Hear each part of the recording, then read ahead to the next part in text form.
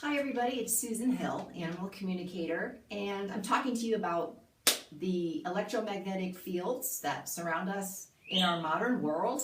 We can't get away from them, and what can we do about it? And is it dangerous for our pets? Well, yes, it is. It's dangerous for us, it's dangerous for them, and because we are their pet parents, it is very important that we protect them because they can't leave. They can't protect themselves. They literally depend on us for everything. So there's a lot of things. It's all listed below in the blog post. But these are just some of the things that I'm going to remember to tell you. Number one, you can get a Blue Shield device. I got one. Let's see. I got one. This is a personal device that I can carry in my pocket where I go places or in my purse. And as long as you keep it within 2 feet of you, or if you're with your pet walking, and your pet is close to you, your pet will also receive the benefit. So what is Blue Shield? How does it work? Well, it's based on scalar frequencies or the scalar wavelength. And I'm not a physicist, so I'm going to just explain it as I understand it in layman's terms. So we have these EMFs, these electromagnetic fields and frequencies, and they come and they bombard us and they are damaging to our cells, okay? And our DNA. So what happens is that when we carry a device like this, or if we have one in our home, it doesn't block the EMFs, but what it does is it is more powerful, kind of overpowers the EMFs so that our body can only tune into this frequency, and this is a healing frequency. So it helps us to kind of circumnavigate these dangerous frequencies that are damaging to our health.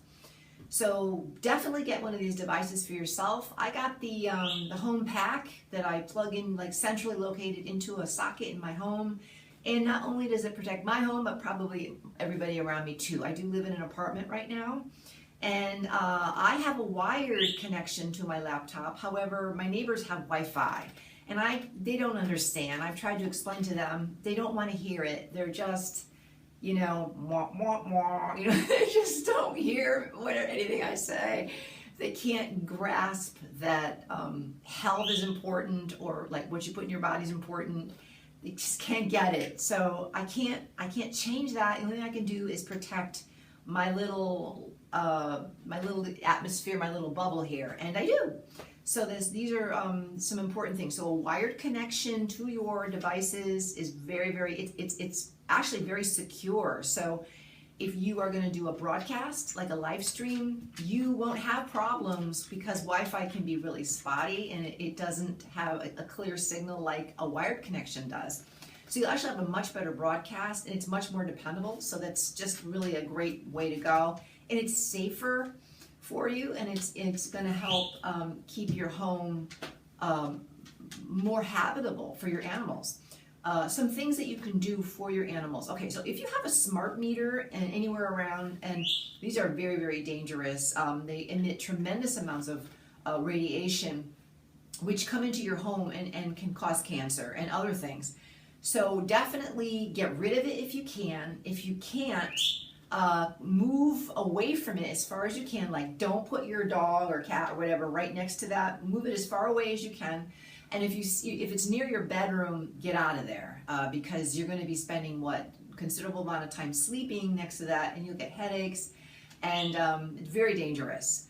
And then ultimately just move. Okay, so this is a problem for areas where they are kind of mandated that into the legislator that they're going to go in and put these in your homes. So it's terrible. You like have no opt-out, which you should be able to do this, but it's very problematic. The big tech industry has infiltrated and totally overridden all of these governmental agencies that are supposed to be protecting us, and so it's a big problem.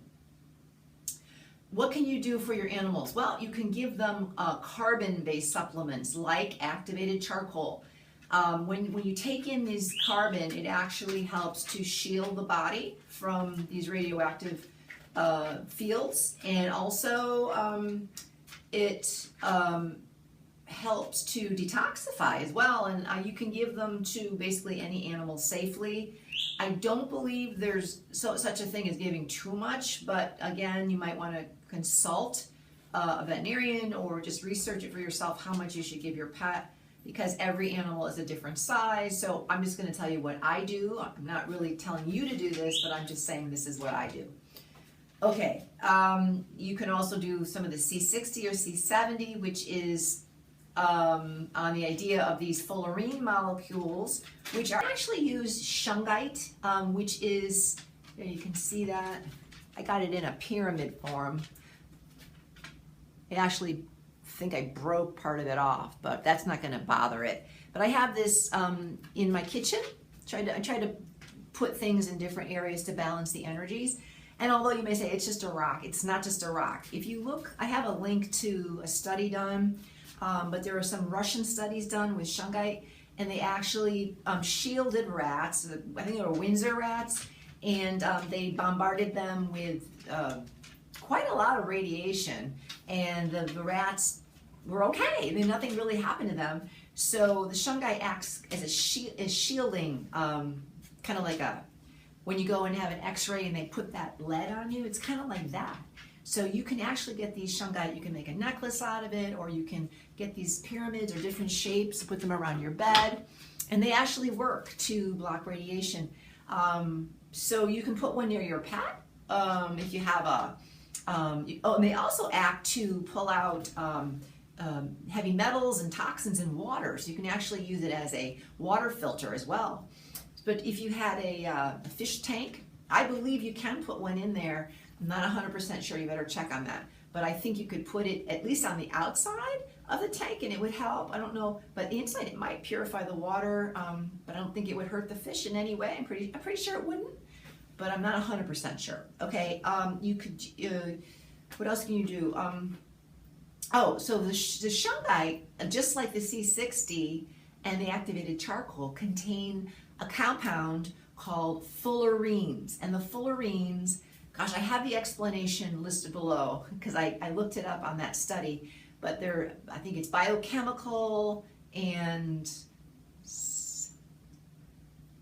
forget the other word. There's two ways that it becomes an active compound that creates the shielding effect.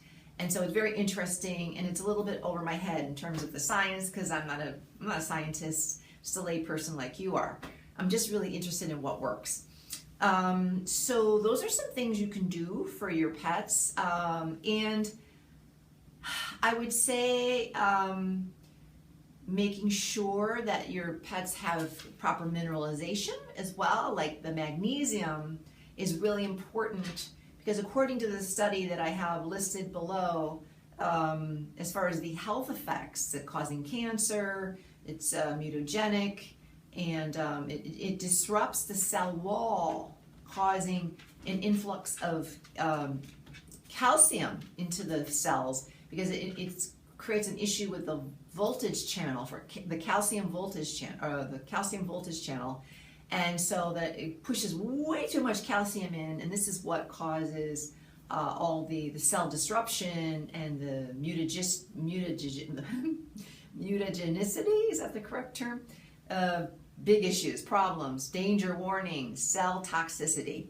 So you want to be careful if you take in extra magnesium, and the best form, in my opinion, is ionic, because when you take it in, it's liquid, goes into your digestive tract. It doesn't need to get digested like other tablets might. All it does is, because your intestinal lining is only one cell thick, it gets readily absorbed right through that cell into the bloodstream. So it goes right in very quickly. And what it does, magnesium is probably considered the master mineral. And I think it's involved in like at least 200, if not more, biochemical reactions in the body. So you really need this mineral. It's very important. And if you don't have it, there are a lot of symptoms that you may have that are magnesium deficiency, such as migraines, muscle twitches, cramping, constipation. There's all kinds of ways that this can show up. But if you realize that there's a balance between magnesium and calcium, where if one is present, it pushes the other one away, And if the other one is present in greater form or a greater amount, it also pushes the other one away. So there's a push-pull between the two minerals. They kind of like repel one another.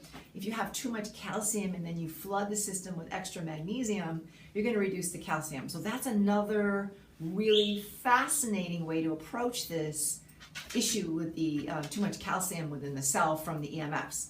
But it's definitely a problem. It's definitely toxic. Without a doubt, the big tech knows about it, but they're definitely saying that it's safe because they want you to buy their products and they want you to use their products, and they don't care. They don't care that it's harmful, and especially, if you have a baby or an infant or a little kid, they have very thin craniums. Their skulls are thin. They're not fully formed like adults, so they are especially sensitive to these electromagnetic frequencies that are harmful. And you will notice, I can say without a shadow of doubt, I've been watching little kids, and the ones that are using the cell phones or the tablets, they seem to have like a really weird look out of their eye, like they're possessed or there's something really wrong. And I know what it is. It's that their brain is being damaged. Their nervous system is being damaged. And according to the author, Martin Paul, of that study, it's actually an article, and I think he lists, 16 studies or something? He says that he believes that this brain damage is irreversible, or it could be irreversible. I guess it would depend on how much or how long it's gone on, but it's cumulative and it's irreversible. But I want you to know, I know somebody who had a teenager and they were pretty in rough shape. They used to play video games like all day long and staring at that screen, and they started to get brain damage, and they had behavior issues, and they were unmanageable. They wouldn't listen to their parents, and they were like totally addicted to these games. So in order to break that terrible cycle, the child had to be removed from the home and put in an environment of strict supervision with no more of this internet addiction, and his brain was able to heal. So, but he made a full recovery, and he's okay now. So I want you to know that it is possible, even though Martin Paul says it probably isn't. I know of one case where it was. So anyway, I just want you to know that the tech industry has been lying for a long time, and it's very dangerous, and you definitely need to realize that EMFs are a modern day danger, and you need to protect your pets. You need to protect your children. Don't let little babies or kids use cell phones at all. They're not a toy. They're dangerous. And definitely don't put it on your belly if you're a pregnant woman. I recommend using, don't even touch the phone, because when you touch the phone, it increases the amount of radiation coming off of it tremendously. These phones were tested when they were not handheld to say that, the levels are safe. They'll all tell you, the levels are safe. But what they don't tell you is that they were once touched, where it makes skin contact, no matter where it is on your body, the radiation levels raise tremendously, very, very unsafely. So you don't ever want to place that on your baby if you have a fetus inside of you, or even on your body. Use a device. So here I have a tripod, and there's all different ways you could do it, but you need an aspect that's going to hold the phone, and then something that you can grab onto that allows you to use the phone, being able to use the touch screen, and then not actually touching the phone. This works great. You can get one that's longer if you want, but this works really well. And then, of course, if you want to make a video, you're all set, because you can just simply use the tripod. So I like that. I want to share with you some of the things that I've discovered and learned that will help you.